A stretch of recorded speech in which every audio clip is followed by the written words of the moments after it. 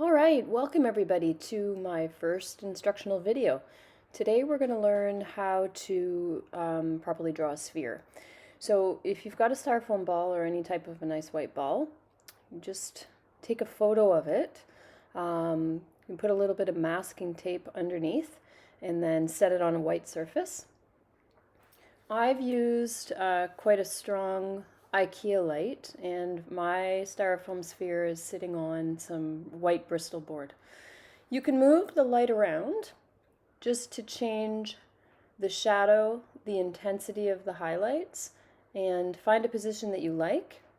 Then you can either work from life or you can simply take a photo and work from that image.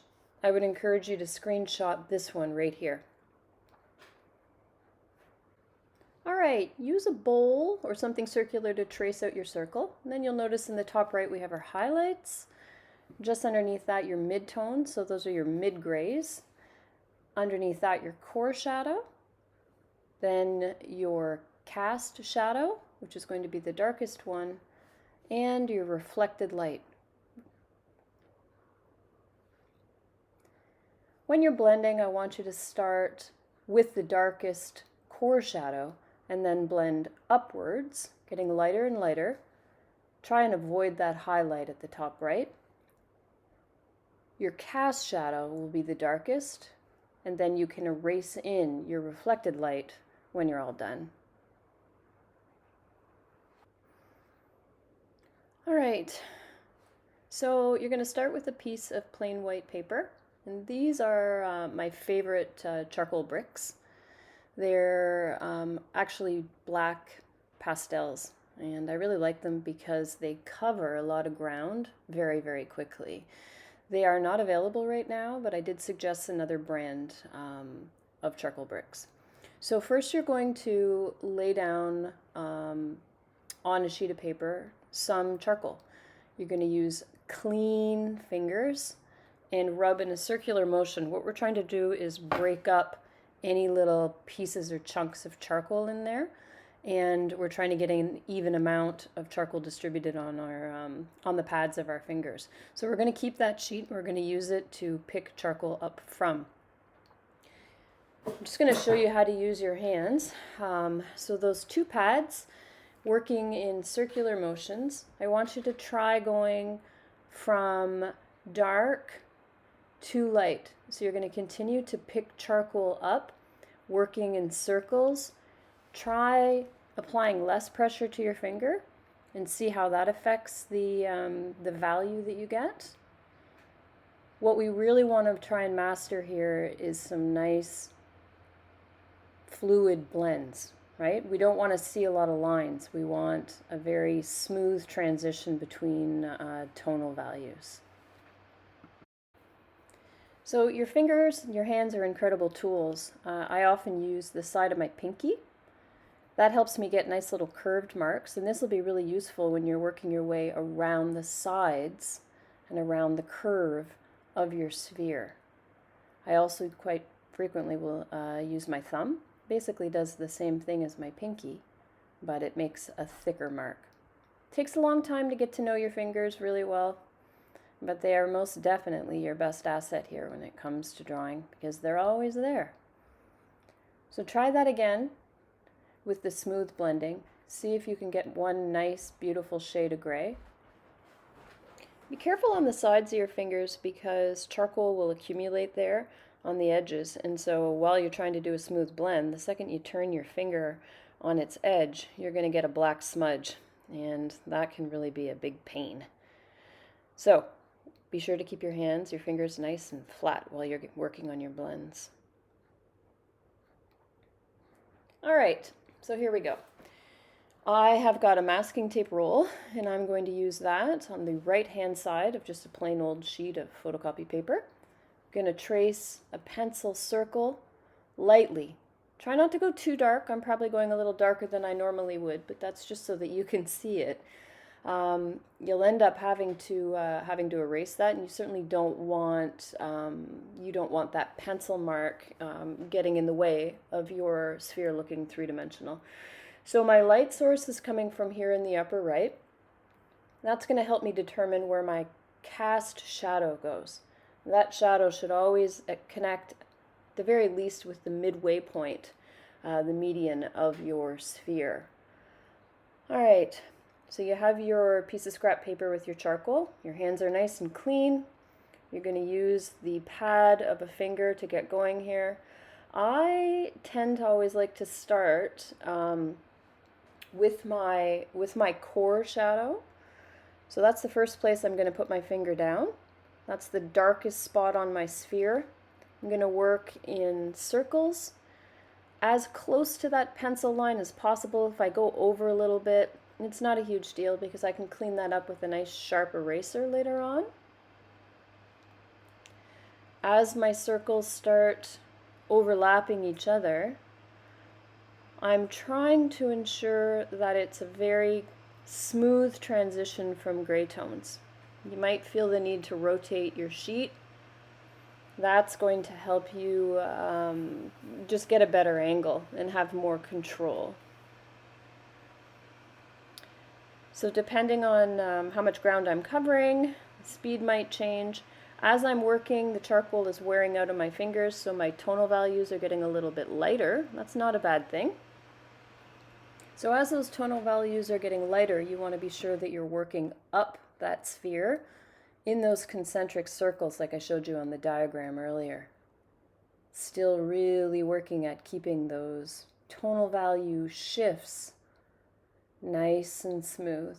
You can go back periodically to pick up more charcoal, but always put that finger or those fingers down first in the darker area at the bottom where your core shadow is. You'll notice I'm working in a bit of a curve here. What I'm trying to do is just blend one tonal value into the other. I'm avoiding where that highlight is. You can see a little bit of a dark bean at the bottom there. So I'm going to go back in and try and tap that out. Trying to smooth it out so that I'm not seeing any major tonal shifts happening. I'm adding some more mid-tones, smoothing everything out. If you flip over to a clean finger, you can actually lift a little bit of the charcoal if you need to. If you're having trouble getting a nice smooth blend, like I said, you can use a clean finger, lift some of that dark. You might even want to go to a Kleenex or a cotton ball. Try and take it away a little bit where you need to. Side of my thumb's really great for that. Just don't erase on that sphere. You'll never get rid of the marks. So now I'm using my thumb, that technique that I showed you earlier, and I'm using it to curve my way, putting in that cast shadow around my sphere.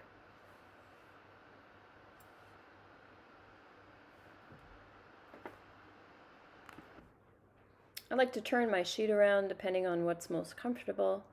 You'll notice now I'm just adding a little bit more dark charcoal to my sheet, picking that up with the side of my thumb and using it to create a really dark cast shadow.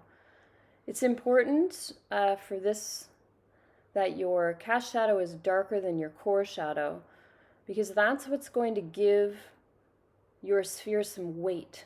We're going to feel like it's sitting on something. I've shifted now to using my pinky. That helps me get into that nice tight little area underneath the sphere. And again, you want that to be at the very least at the center mark of the circle. If it's not, it doesn't really make sense to the eye.